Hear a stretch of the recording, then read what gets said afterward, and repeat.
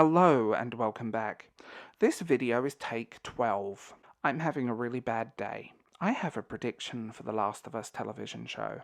It's going to fail, and I'm going to tell you why in this video. Before we get going, all of my links and info down below, so you're welcome to click on anything you want, because all good, all good.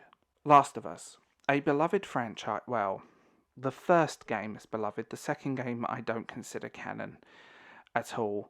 It's bad storytelling, but that's neither here nor the point. I'm focusing on the first game before I rant about that mess. Now, the first game told a story of a man who lost his daughter during a zombie apocalypse. The people that were meant to be saving them killed his daughter.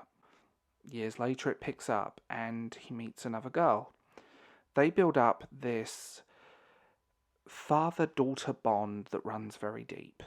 They build up the characterization and their story together is the fundamental backbone of The Last of Us. You have a strong male lead who reluctantly takes on the father role.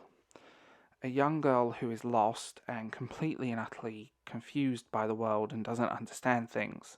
They learn from each other. They grow, evolve, and change throughout the story. The storytelling in The Last of Us, despite Sony's milking of it, is amazing. They retconned large elements of this story for Last of Us 2. We don't talk about that. Now, The Last of Us as a series, the first game anyway, those backbones need to be represented in this. The problem is the showrunners have said things, and the people behind the show, full stop, have opened their mouths and made every little red flag wave in the same game that they always play. Oh, video game movies are always bad or aimed at children. That's not true. There are video game movies I unironically love that are aimed at adults. One of them is the first Resident Evil movie. The rest suck, but the first one's good. And I unironically love the Tomb Raider movies, especially that first one with Angelina Jolie. Now, you have this, they have this idea that it's always about children. They also have stated that the violence is going to be toned down. They are changing the lore of the games for the television show, so the spores and all that are going to work fundamentally very different. It might not even be there if rumours are to be true. And just to add insult to injury, they think The Last of Us was the first narrative video game. Up until The Last of Us, we just jumped on mushrooms. Okay, 40 years of history erased. Hello. Well, nearly 40 years. Like, how stupid can these people be? Like, the definition of Google is free comes from Hollywood, and it's always funny. And I just realised there's a misspelling in my links and info below thing. Oh well. I'm tired. It's 2 o'clock in the morning. I'm not changing it now. The characters here, I feel like they're going to ruin these characters. They're going to strip these characters what makes them so good. What will happen is she will end up being the smart, save everyone little Mary Sue, and he's going to be reduced to, oh, you were right all along. That's what's going to happen here, and that's just like my worst fear. Hollywood is incapable of writing good female characters. They're incapable of writing strong female characters. They write angry women that are completely one-dimensional archetypes, but they can't write women with depth. And her story, as a she's a kid, basically, her story is full of depth and nuance. This, I just have a bad feeling, is going to be a Walking Dead clone. Literally, a Walking Dead clone with fungus. I mean, The Walking Dead, we pretend the last few seasons didn't happen. When you have nuance in storytelling, which Hollywood isn't capable of, when you have characters that people love and enjoy, learn from Spider-Man. I've said this in so many videos. If you want to make money, give the fans what they want. don't start blaming them for failure. And ultimately, if you're not giving the fans what they want, they're not going to engage with your product.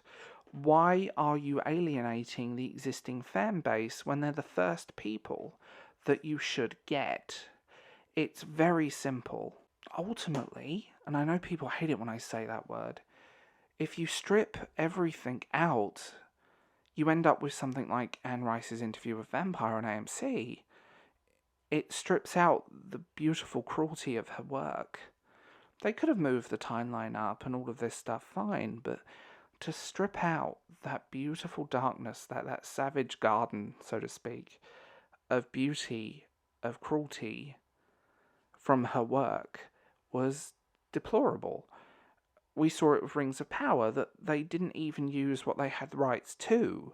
They rewrote everything and made a show about fourth wave feminism rather than a fantasy show, because, everything has to be about modernity.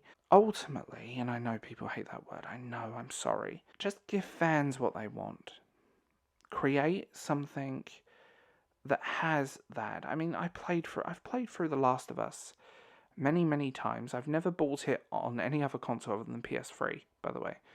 But I have replayed it many times, and I will say, whenever I go back, I find new layers to that story, new depths that kind of surprise me. Like, I can go a year without playing it and pop it back in my aging red PS3 Slim and go, okay, oh, this is pretty. And I think the story of survival is very important. But if you strip out the lore, the characters, their history, rewrite the characters, they bear no resemblance to what the game presented, there is a major problem here. And fans of the initial source material won't engage with your product. It could be the next best thing since sliced bread, but if you alienate the core fan base of a property, it will never be a success. And that's what they don't understand.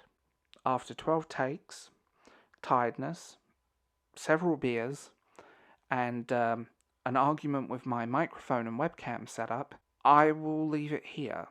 Tell me what you think in the comments, because I'm really curious to what you guys think, because is it just me?